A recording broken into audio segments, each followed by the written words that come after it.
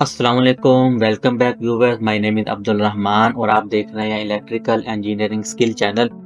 Guys, आज का topic हमारा बहुत ही छोटा-सा है जो कि मैग्नेटोस्ट्रिक्शन इफेक्ट के बारे में है और हमिंग साउंड के बारे में है। ये टॉपिक तो बहुत छोटा-सा है लेकिन इंटरव्यू में जो है वो ये चीज़ लाज़मी पूछी जाती है कि ट्रांसफार्मर में जो है वो मैग्नेटोस्ट्रिक्शन इफेक्ट क्यों होता है?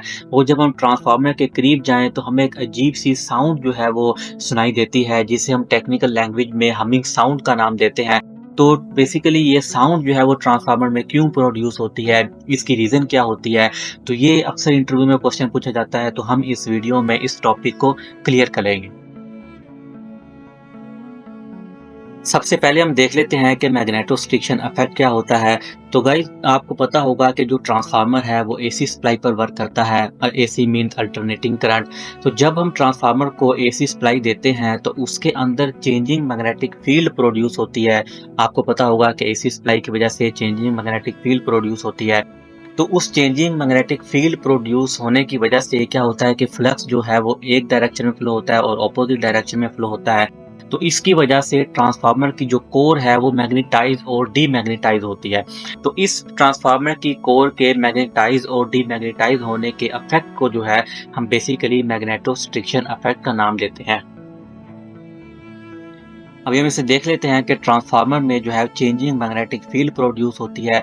उसकी वजह से क्या होता है, मैग्नेटाइजेशन और डीमैग्नेटाइजेशन होती है ट्रांसफार्मर की कोर में। और इसी इफेक्ट को, इसी प्रोसेस को हम क्या मैग्नेटोस्ट्रिक्शन इफेक्ट का नाम देते हैं।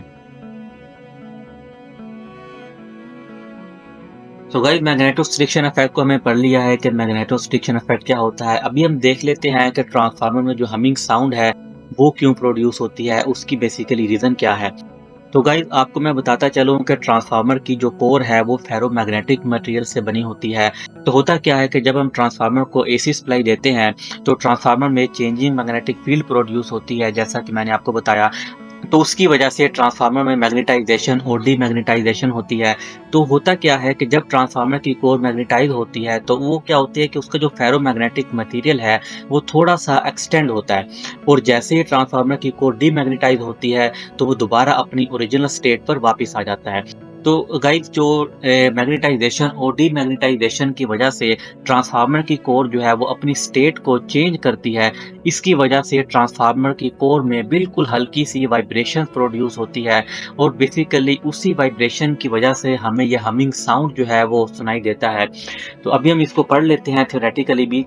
कोर चेंज इट्स स्टेट, यही कि जब ट्रांसफार्मर की मैग्नेटाइजेशन और डीमैग्नेटाइजेशन की वजह से उसकी जो कोर है वो एक्सटेंड होती है और अपनी स्टेट पर वापस आती है, तो उसकी वजह से क्या होता है कि उसकी स्टेट चेंज होती है और वो वाइब्रेट करती है।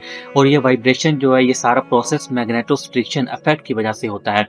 तो इसी की वजह से जो है वो मैग्नेटोस्ट्रिक्शन इफेक्ट की वजह से ही ट्रांसफार्मर में हमें हमिंग साउंड जो है वो सुनाई देता है। तो ये भी यही मेंशन्ड है कि humming sound produce in the transformer due to this effect. तो गाइस, हमने पढ़ लिया है इस वीडियो में कि मैग्नेटोस्ट्रिक्शन इफेक्ट क्या होता है और हमिंग साउंड क्या होता है। तो गाइस, अगर आपको वीडियो अच्छी लगी हो तो वीडियो को लाइक कर लें और चैनल को सब्सक्राइब कर लें, क्योंकि मैं इस तरह की इलेक्ट्रिकल से रिलेटेड वीडियो आपके लिए बनाता रहूँगा।